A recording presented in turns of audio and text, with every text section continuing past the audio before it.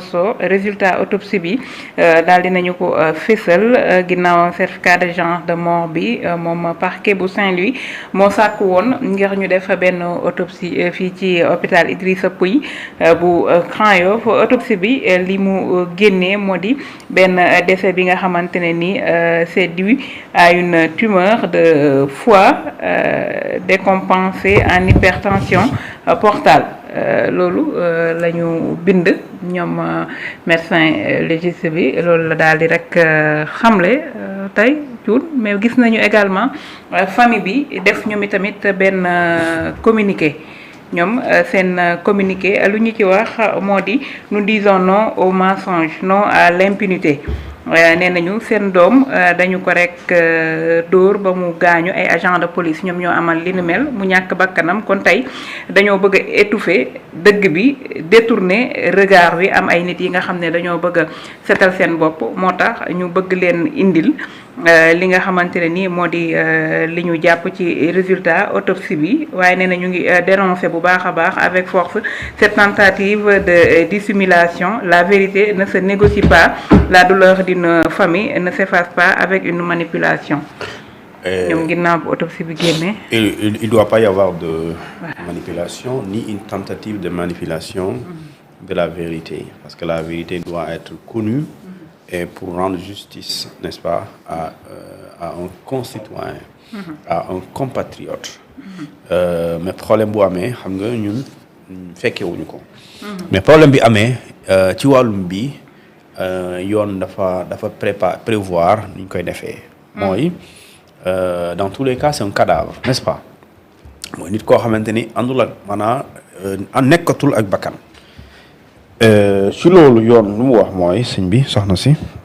man sëñ bi li may fréquenter sëñ yi bëri na de ah dinaa changer fréquentation ah. en tout cas. chaque jour sëñ bi. boo ma waxee sëñ bi man tamit ma juum au lieu que ma wax la sëñ bi ma wax la. soxna si. waaw. kon yow soxna yi ngay gën a fréquenter. est-ce que yaa ngi mesurer kii. bàyyi naa. boo waxee Naar Fall maa ngi gis sa tooñ yi mais dama la tontu. c'est moins grave mais imaginaire bu ma waxee soxna si. non yow doo wax loolu doo juum damay juum xam nga man xam nga rek man li ñu ma wax ne góor ci góor ñu jigéen ci jigéen donc moo damay ci góor ñu laa Naar Fall day bañ loolu de. ndax nee instant yi du bëgg nga. na ndax dinaa xanaa balaa dossier bi di jeex dinaa takk ci soxna dafa gudd de mën na dem ba 2029 dossier bi dafa gudd de. kon doo ne ko doo am jotu topp ko mu bàyyi la nga topp dossier ba mu jeex. waaw bu mu jeex léegi tànn na rek day faatu. yoon dafa ne nit bu deewee. ci anam yoo xamante ni xel tey na ci. wala ñu dem ñu xam ne ñu jàpp ne l'origine dee bi li ko waral xamuñu ko. wala daal ñu ngi njoxtu ne dee bi dafa violente décès la mort est violente. procureur dafa am liggéey bu am solo bu ñuy xaar ci moom ñett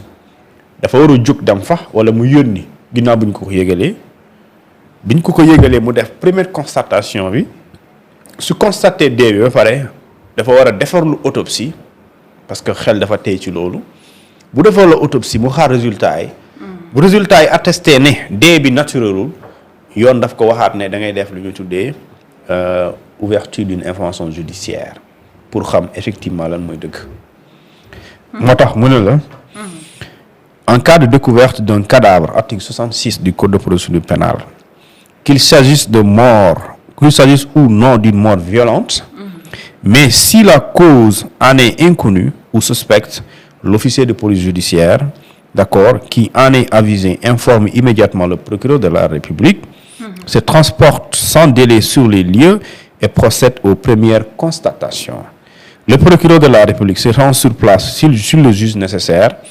et se fait assister de personnes capables d'apprécier la nature des circonstances du décès. Il peut toutefois déléguer aux mêmes fins un officier de police judiciaire de son choix. Les personnes ainsi appelées prêtent serment par écrit serment de donner leur avis en leur honneur et conscience. Le procureur de la République, dernier alinéa, peut aussi requérir information pour rechercher les causes de la mort. li am dañoo découvrir benn waay bu dee mooy taala dee dañ ko rey wala dañ ko violenté dañ ko agressé wala dañ ko torturé wala dañ ko tabassé mais gis nañ cadavre bi léegi xel bu ñaaw ci loolu mooy am nañu wax ne dañ koo dóor dee dóor moo ko indil mu faatu loolu mooy la suspicion léegi mooy lu ñu tuddee une mort suspecte wala mort cause inconnue léegi circonstances yooyu pour ñu xam ko les procureurs yoon daf ko ne defal lu ñu tuddee def lul autopsie même bu ñu waroon denc nit kooku noonu décédé dañuy xaar ba résultat autopsie génn après mu joxe autorisation waa famille bi ne leen jël leen seen doom léegi boo leen jëlee seen doom puisque résultat yi bu ñëwee ñaar la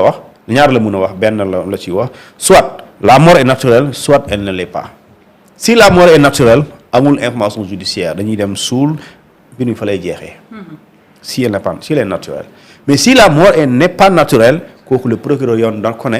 da ngay requérir da ngay ouvrir une information judiciaire pour élucider wala situer les responsabilités pour nga xam les véritables causes du décès et dans ce cas nit ki le procureur da jël dossier bi sant ko ay nit léegi nag bon man cette histoire d'après démb les premiers témoignages de la famille xam nga cousine xale bu góor bi la moom daf ne bu mu ñëwee taala mi da ko fekk ci perron wu commissariat de police bi kanam bi yëpp dafa suulu ndax deret mu am gaañu yu ne ci yaramam léegi après ci la jaaru faatu léegi moom je sais pas bu dee loolu dafa am loolu nag vraiment ça c'est une révélation accablante c'est-à-dire kooku dañ ko war a déglu soo ko dégloo moom il va délivrer les preuves si elle dispose léegi nag dans ce cas pour me permettre la nga xam véritablement alors moo am parce que coow li bu mu amee dégg naa dañoo mettre woon li ñu tuddee dañoo suspendre woon xaw ma policiers ñaar yu ñu ci tuuma dañ leen defoon mise à pied xaw ma am nañu ko tuddee seen expression yooyu maanaam mise à arrêt xaw ma je sais pas nu ñu koy tuddee mooy fexe ba détacher leen nu ñu toog ñu xaar ba ñu dem ba xam lan mooy lan et je pense que aussi la famille xam nga alerte lay def wala dafa autopsie bi ce qu'elle révèle la conclusion mooy la mort n'est pas elle est naturelle. tumeur la. waay mais tumeur lan moo koy indi. tumeur de foie. noonu lañ ko bindee ci seen. loolu j'aurais aimé avoir qu'est-ce qui provoque une tumeur waaye la ko indi. une tumeur de foie qu'est-ce qui peut provoquer une tumeur de foie. bon je suis pas médecin pour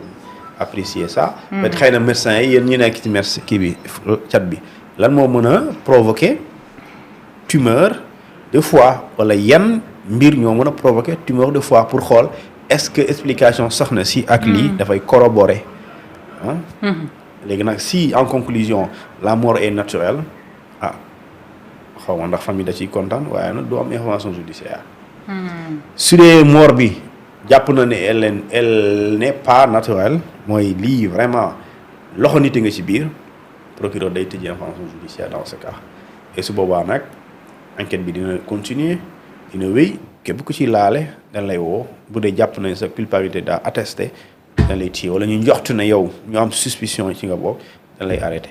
si bu ñu la arrêté dañ lay yóbbu pour ñu àtte la léegi nag bon yow moom lu mu wax da ngay commentaire lu mu wax rek après ku ne am nga sa xalaat ci loolu ñu gis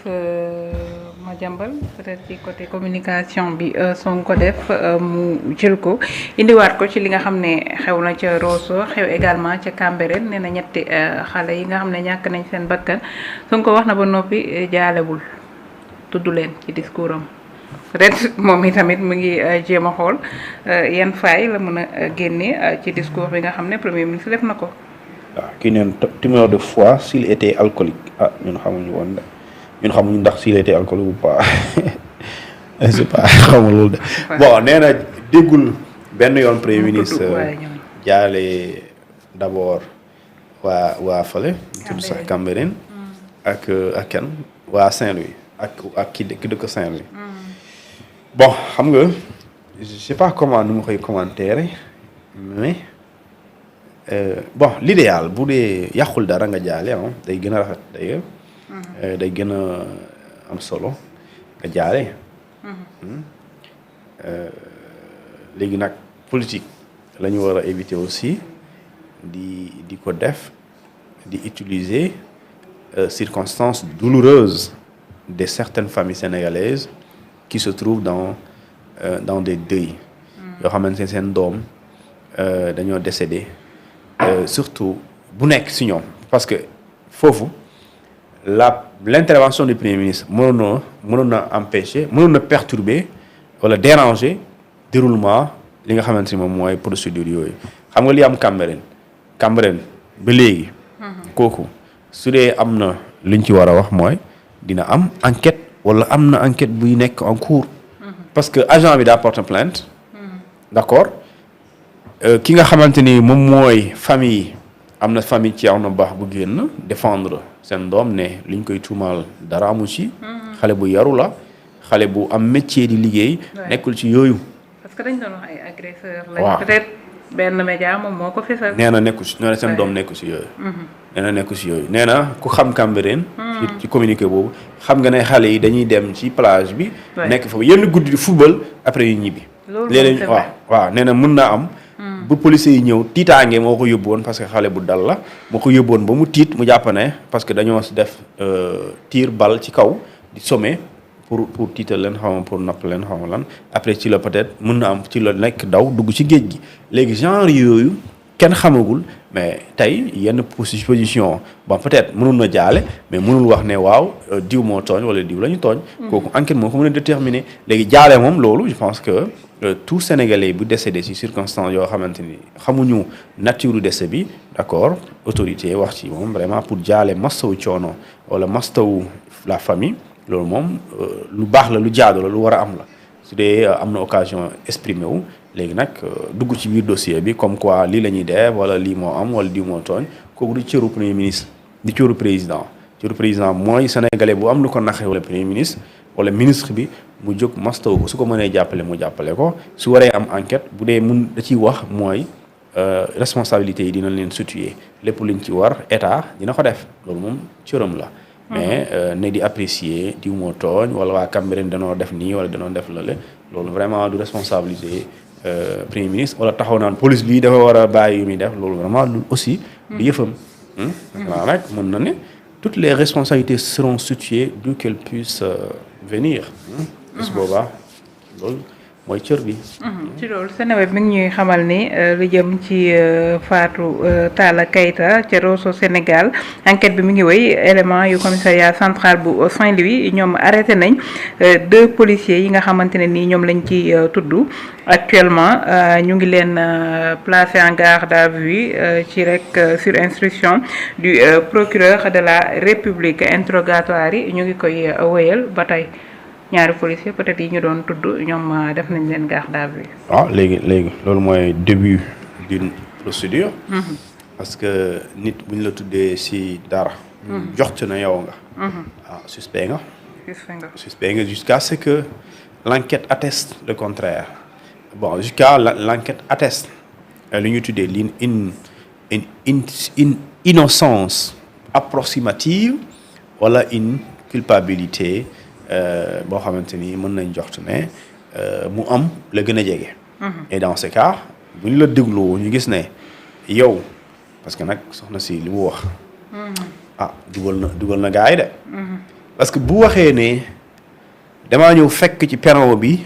kanamam bi yëpp sangoo deret mu gaañu ci perron commissariat. waxul ne ci perron appartement diw de. déedéet. voilà léegi bu waxoon fu mu wax endroit bi. endroit boobu ñu fa ne ñu koy fréquenter ñooñu wareef la nga laaj leen nu mu demee loolu fu mu mën a demee quel que soit le lieu soo fekkee nit sa buntu kër sax mu daanu ci buntu bi buñ la fekkee nga tiim ko bu la police fekkee foofu dina balaa ngay dem mën na nekk yow comme mën na bañ a nekk yow mais dina la laaj yow lii noo jàppee na la amee wala bi nga ko fekkee fii loo def est-ce que di yow et cetera léegi rawatina nit koo xamante ni dafa jógee ci lieu dem lieu boobu ñu koy fréquenter. ñu nekk ay takk der donte c'est des policiers loolu automatiquement dañ leen enquête pour nga xam effectivement ñoom ndax am nañ ci responsabilité est-ce que am mën nañ leen ci tudd est-ce que li soxna si wax dañ ko gaañ dóor ko tabassé parce que loolu la wax dañ ko tabassé d'accord est-ce que tabassage boobu moo conduire à ce que mu dee léegi nag bu dee loolu c'est le cas le rapport dit le contraire on doit aller voir nag qui a produit ce rapport c'est autopsie plutôt léegi nag puisque dañoo nekk di déglu ñi nga xamante ni ñoom ñooy ces agents-là. Alors nañu xaar au sortir de l'audition ou bien de cette mesure lan mooy nekk concrètement liñ leen di décider ndax dañ leen di inculper wala dañ leen di libérer tout simplement parce que amuñu indice. loolu la amuñu indice wala amuñ luy caractériser cette suspicion bi nga xamante ne mën na conduire à une garde à vue wala à un placement sous mandat de dépôt. Donc pour dire nag tous les Sénégalais tout individu bi def lu yoon tere da la war a jàpp tout Sénégalais bu ñu jàpp ne contribuer nga wala jàppale nga wala def nga loo xamante ne yoon da ko tere quel que soit ton statut da nga war a dem wuyu ji wala dañ la déglu bu dee yow yaa def ñu teg la yoon. Et loolu je pense que pour l'instant le Sénégal n'a pas ce problème.